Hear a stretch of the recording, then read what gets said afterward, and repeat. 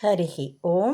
ప్రియపుత్రి పుత్రులారా, ఈ మెదళ్ళే ఆయుధాలుగా యుద్ధం, దీన్ని మేము నిరూపించిన తీరు మీకు మీ ముందు పెట్టడానికి ఈ వీడియో చేస్తున్నానండి. 1992లో నేను తొలిసారిగా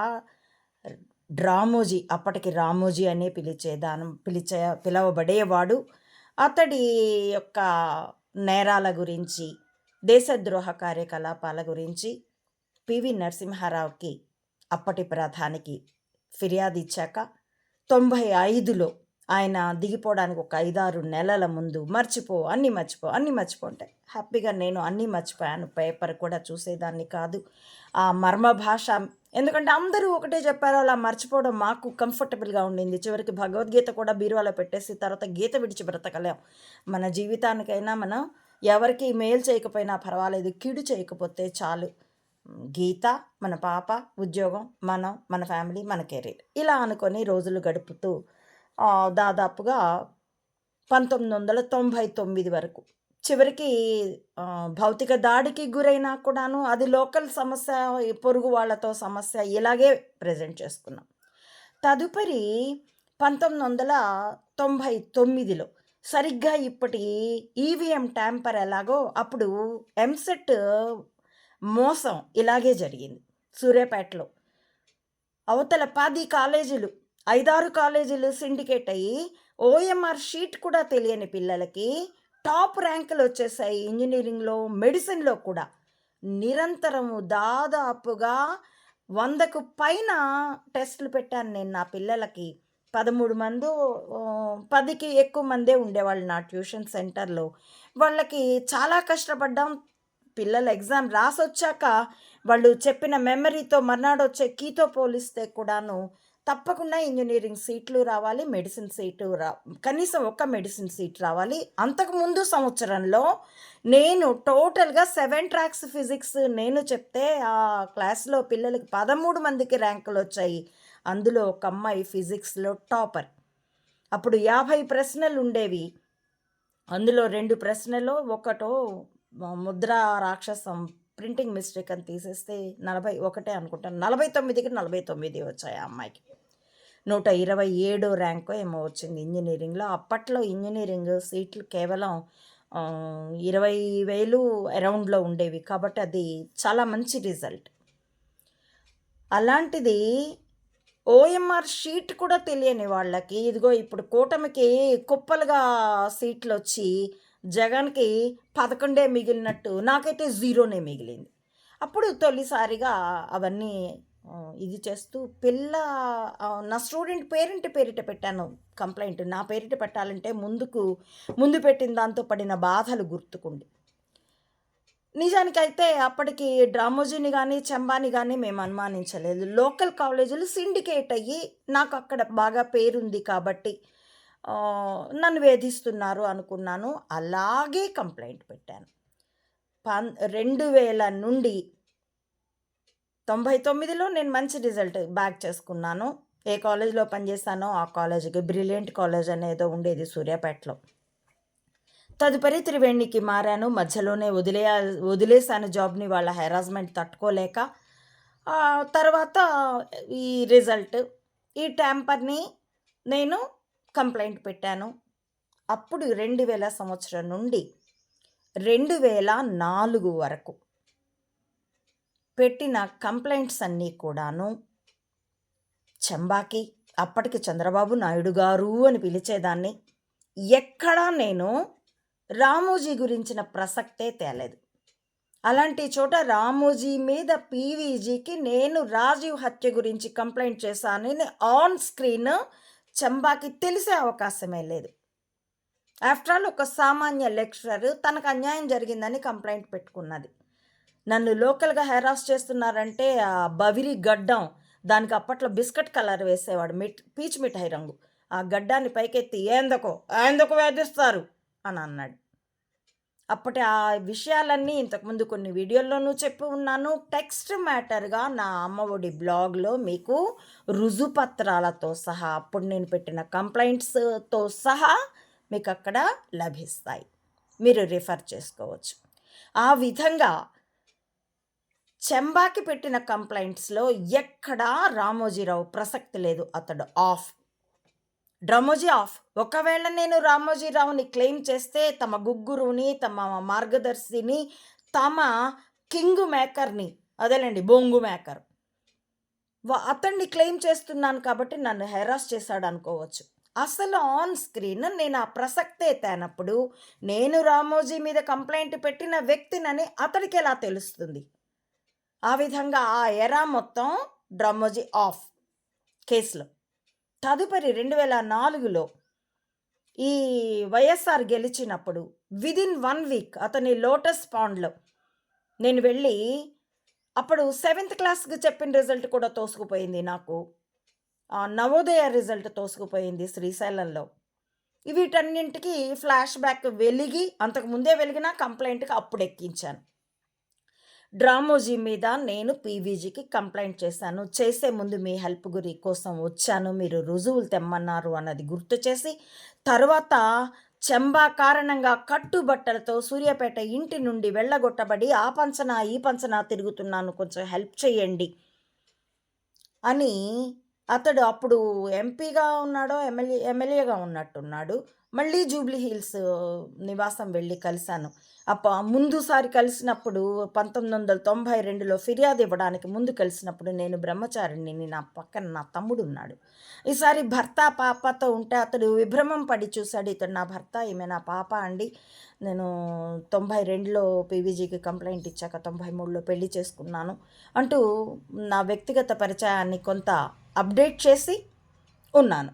కాబట్టి తర్వాత 2004లో నా భర్త, పాపతో కలిసి నేను లోటస్ పాండ్‌లో ఈ మొత్తం విషయాల్ని అతడికి గుర్తు చేస్తూ, నన్ను చాలా హెరాస్ చేస్తున్నారు. ఏదో ఎట్టకేలకు శ్రీశైలంలో మళ్ళీ ఒక చిన్న ట్యూషన్ సెంటర్ పెట్టుకొని బ్రతుకు ఈడుస్తున్నాను. నాకు హెల్ప్ చేయండి అని అంటూ మొత్తం ఆ డ్రామోజీ విషయం నాకు ఎలా తెలిసింది, దాని పూర్వోత్తరాలు, పీవీజీకి నేను ఎలా కంప్లెయింట్ ఇచ్చానో మొత్తం విషయాలు అతనికి వివరించాను. కనీసం 20 నిమిషాలు పట్టుంటుంది. దాదాపు 30 మంది మీడియా వ్యక్తులు పొడవాటి గొట్టాల్లాంటి మైకుల్ని, ఇంత లావాటి కెమెరాల్ని పట్టుకొని ఉన్నారు. కానీ ఒక్కరు కూడా మాట్లాడలేదు. పిన్ డ్రాప్ సైలెన్స్ ఉండగా కనీసం ఒక 50-60 మంది సందర్శకులు, ఓ 30 మంది మీడియా వ్యక్తులు ఉండగా 20 నిమిషాల పాటు అప్పటి సీఎం వైఎస్ రాజశేఖర రెడ్డి నిలబడి విన్నాడు. నేను మొత్తం వివరం చెప్పున్నాను. ఆ 2004 నుండి 2007 వరకు నా ప్రతి కంప్లైంట్లో రామోజీ ప్రసక్తి ఉంది. కంటిన్యూషన్గా అతడి హెరాస్మెంట్ని నేను ఫిర్యాదులు చేసుకుంటూ వెళ్ళాను. శ్రీశైలంలో కూడా నీటి కష్టాలు బాగా పడ్డాం, కరెంటు కష్టాలు బాగా పడ్డాం. కాకపోతే మాతో పాటు మరో 9 మంది కూడా, అంటే పై వాటాలో ఉన్న వాళ్ళందరూ పడాల్సి వచ్చింది చల్లా వెంకట సత్రంలో. అప్పుడంతా డ్రామోజీ ఆన్ స్క్రీన్ కాంగ్రెస్కి వ్యతిరేకి. ఇందిర మీద ఆవిడ వారసత్వ రాజకీయాలని వ్యతిరేకిస్తూ నేను ఇందిరని వ్యతిరేకించాలని కోర్టుకు అఫిడవిట్ కూడా ఇచ్చుకున్నవాడు. అయినా కానీ వైఎస్ఆర్ అంటే అధిష్టానాన్ని దాటి చేయలేడు. ఎందుకంటే కేసు రాష్ట్ర పరిధిలోది కాదు, కేంద్ర పరిధిలో కూడా ఉంది. కాబట్టి అతడేం చేయలేడు. కానీ సోనియా చేయాలి కదా.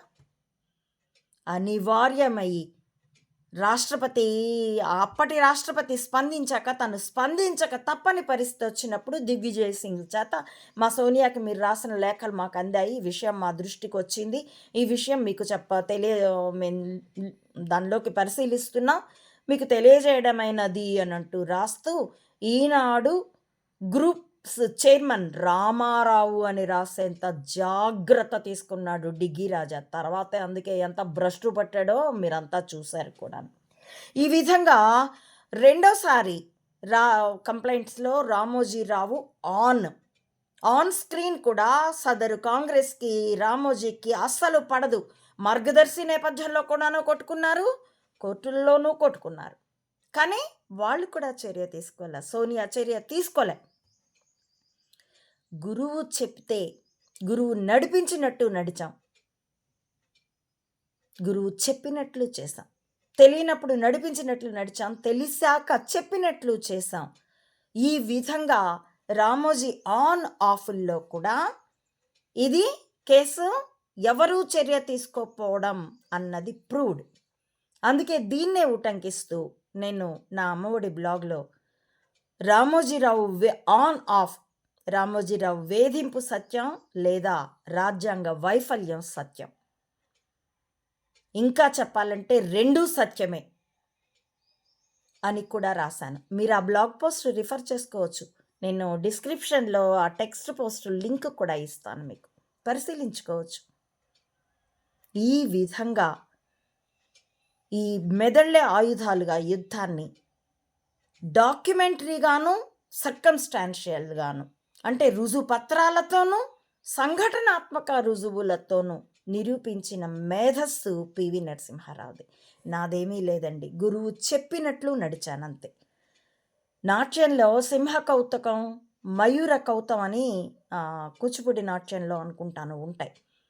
ఒక స్టేజ్ మీద ఒక గుడ్డ పరిచి దాని మీద ఏవో రంగులు వేస్తారు, తర్వాత మరో గుడ్డ పరుస్తారు, దాని మీద ఆ నాట్య కళాకారిణి రకరకాల స్టెప్స్ వేస్తుంది. నాట్యం అంతా పూర్తయ్యాక పై ఇది తీసి ప్రదర్శిస్తే దాని మీద నెమలి బొమ్మ లేదా సింహపు బొమ్మ చిత్రింపబడి ఉంటుంది. ఆమె పాదాలు ఎక్కడెక్కడ ఎంతెంత స్ట్రెస్తో ఆమె ఒత్తిందో నాట్యం చేస్తూ ఆ రకంగా నెమలి లేదా సింహం బొమ్మ అక్కడ చిత్రితమవుతుంది. నేను అలాగే చేశానండి. కాబట్టి ఈశ్వరుడి చేతిలో గూఢచర్యం అన్నది కూడా ఒక తంత్రం అయితే, ఒక సాధనం అయితే, అందులో పివి నరసింహారావు నా గురువు గూఢచర్యం పరంగా అయినా కూడా ఇది ఈశ్వరుడి చేతిలో నేను పనిముట్టుని, గురువు చేతిలో ఉపయోగపడ్డాను. నా గురువు కూడా ఈశ్వరుడి చేతిలో పనిముట్టే. We are all tools in the hands of God. That's it. గూఢచర్యాన్ని ఆయన చెల్లించదలిచినప్పుడు ఎవరెవరి కర్మఫలాలు ఎలా పండాలో అలా చెల్లించాడు. తిరగబెట్టినప్పుడు ఎవరెవరి కర్మఫలాలు ఎలా పండాలో అలా తిరగబెట్టాడు, అంతే. ఈ కేసు ఇంత అద్భుతమైన రీతిలో నిరూపణ అవ్వడం, ఇదిగో ఇప్పుడు కూడా సర్కమ్స్టాన్షియల్గా మీకు ప్రూవ్ అవ్వడం. ఇంతకు ముందే చెప్పాను, నా మీద ఏవేవి ప్రయోగిస్తారో అవి సమాజం మీద కూడా ప్రయోగించవలసి వస్తుంది అని. ఇంటరు ఎంసెట్ రిజల్ట్ ట్యాంపర్, ఇదిగో ఇప్పుడు ఎన్నికల రిజల్ట్ ట్యాంపర్గా ఇప్పుడు ప్రజలందరూ కూడా అనుభవిస్తూ ఉన్నారు. అందుకే చెప్పాను, ఈ స్పయింగ్కి అతీతంగా ఏ ఒక్కడి బ్రతుకు లేదు. కార్పొరేట్ల బ్రతుకులైనా, కామన్ మ్యాన్ బ్రతుకులైనా, కుల మతాలకి అతీతంగా, దేశాలకు కూడా అతీతంగా ఇది ప్రపంచాన్ని మొత్తాన్ని చుట్టి ఉన్నటువంటి వలయం. కాకపోతే విషంతో నిండింది. ఇప్పుడు ఆ విషాన్ని విరుగుడు చేసేటందుకు మా ప్రయత్నంతో కొనసాగుతూ ఉన్నది. విషం 300+ ఏళ్ళు. తానీషాకి రామోజీ గాడి ముత్తాత ముత్తాత ముత్తాత రామోజీ పేరుతో తానీషా గడి కళ్ళకొచ్చి ఇలలోని రామమాడలు చెల్లించిన డ్రామా ప్రజల మీద వేసిన నాటి నుండి 1992 వరకు, అప్పుడు వాడి పిలక మా చేతికి చిక్కితే ఈ 32 ఏళ్లుగా నిరూపితం అవుతూ. కాబట్టి ఇందులో నా గొప్ప కూడా ఏం లేదండి. ఇది పివి నరసింహారావు గారి మేధస్సు, ఆ వర్గం ఇప్పటికీ చేస్తున్నటువంటి కృషి. ఒక నిర్మాణం ఉందంటే నిర్మాత ఉండి తీరాలి. ఏమీ లేకుండా ఇటుక, సిమెంట్లు, ఇసుకలు కలిసి తమంతా తాము బిల్డింగ్ ఫామ్ అయిపోదు కదా. మన గ్రాఫిక్స్ లాగా, భ్రమరావతి లాగా, అమరావతి లాగా అవి కూడా ఎవడో ఒకడు చేయాలి కంప్యూటర్ ముందు కూర్చొని. కాబట్టి గూఢచర్య ఎక్స్పోజ్ జరుగుతూ ఉందంటే ఎక్స్పోజర్ ఒకరు ఉండాలి. కాబట్టి ఈ జ్ఞాన నేత్రంతో మీ మనోనేత్రాన్ని తెరిచి విషయాన్ని పరిశీలిస్తే సత్యం మీకే అర్థమవుతుంది. హరి ఓం. ప్రియపుత్రి పుత్రులారా, నా ఈ వీడియోల కంటెంట్ మీకు సత్యమే అయి ఉండవచ్చు, పరిశీలనార్హమే అనిపిస్తే please like, share and recommend my channel to others as well. Subscribe it. Please support Ammaodi Matha Ananthananda to spread the truth of either spying or spirituality up to the roots of this society. As well, support me financially also to win this war with wisdom as weapon. www. భావి తరాల కోసం, మానవతా ధర్మం కోసం ఈ యుద్ధంలో, ఈ మెదళ్ళే ఆయుధాలుగా యుద్ధంలో పాలు పంచుకోవాల్సిందిగా కులమతాలకు అతీతంగా సామాన్యులందరినీ స్వాగతిస్తూ థ్యాంక్ యూ ఫర్ వాచింగ్.